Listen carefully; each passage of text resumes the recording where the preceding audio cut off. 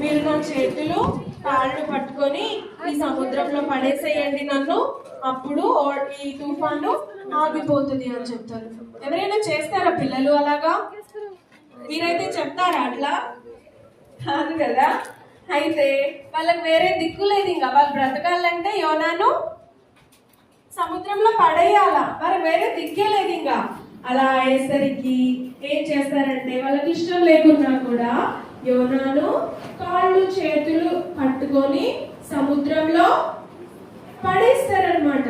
సముద్రంలో పడవేయగానే యోనా కిందకు వెళ్ళిపోతా ఉంటాడు. సముద్రం ఎంత లోతు ఉంటుందో తెలుసా పిల్లలు మీకు? చాలా లోతుంటా, చాలా పెద్దగా, అసలు ఎంత కిందకి వెళ్ళిపోయినా అడిగే రాదు, అంత లోతు ఉంటది.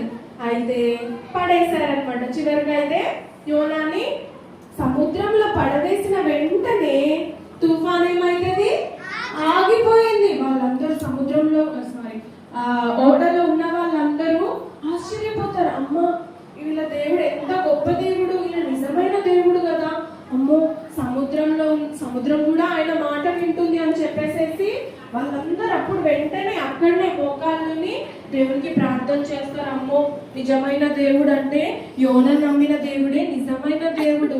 నిజంగా చూడు, ఆయన చెప్పినట్టు